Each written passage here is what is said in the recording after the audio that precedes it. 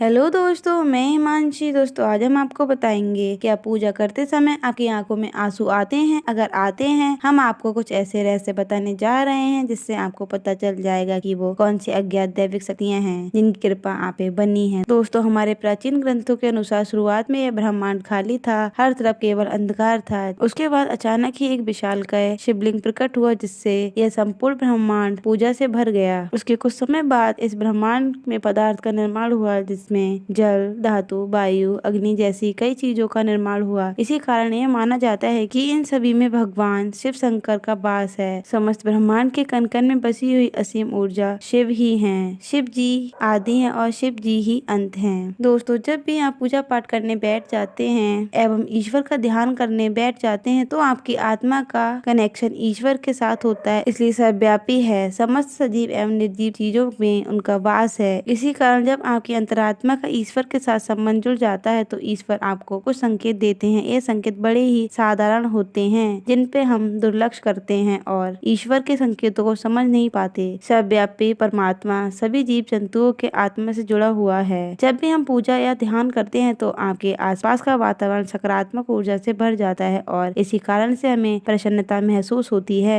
दुख का माहौल भी खुशी में बदल जाता है। आप कितने भी स्ट्रेस में क्यों ना हो, आपको अच्छा और फ्रेश महसूस होने लगता है क्योंकि इन सकारात्मक शक्तियों का प्रभाव भी कुछ ऐसा होता है। कई बार विद्यार्थी पढ़ाई करते समय माँ सरस्वती का ध्यान करते हैं तो उनकी आंखों में आंसू आ जाते हैं अथवा अचानक से नींद आने लगती है। इसका अर्थ है कि माँ सरस्वती की कृपा उस विद्यार्थी पर बन रही है। साथ ही दोस्तों कभी हम ईश्वर से जुड़ी कोई कथा सुनते हैं तो हमारे शरीर का रोम रोम खड़ा हो जाता है और आंखों से आंसू आ जाते हैं। ईश्वर की उस अनंत शक्ति का अनुभव करते हुए कभी कभी हमारी आंखों में आंसू आ जाते हैं और ईश्वर पर हमारा विश्वास दृढ़ होने लगता है। दोस्तों पूरी जानकारी के लिए वीडियो में अंत तक बने रहिए। उसने हमारे चैनल को अभी तक सब्सक्राइब नहीं किया है वो हमारे चैनल शिव विज्ञान को सब्सक्राइब कर लें। तो चलिए दोस्तों जानते हैं। दोस्तों नंबर 1, आंखों में आंसू आना। दोस्तों अगर आप ईश्वर की आराधना में ध्यान लगा के बैठते हैं और अचानक ही आंखों में आंसू निकल आते हैं तो यह ईश्वर का संकेत है। आपकी आत्मा का ईश्वरीय शक्ति से मिलन हो चुका है। ऐसे समय पर ईश्वर से की हुई हर प्रार्थना का फल मिलता है। ज्यादातर लोग इसे संयोग समझकर ध्यान नहीं देते और बस ईश्वर की आराधना में खो जाते हैं, परंतु यह ईश्वर से कुछ मांगने का सर्वोत्तम समय होता है। जब भी आप पूजा करें और तो आपकी आंखों में आंसू आ जाएं तो ईश्वर को आपके जीवन के दुख एवं कष्टों के निवारण की प्रार्थना करें। साथ ही भोजन के समय आंखों में आंसू आना यह भी कारण माना जाता है कि आपके अंतर्मन बुराई की सफाई हो रही है और आपका अंतकरण शुद्ध हो रहा है। दोस्तों नंबर 2, जलाई हुई जोत का वर्णन।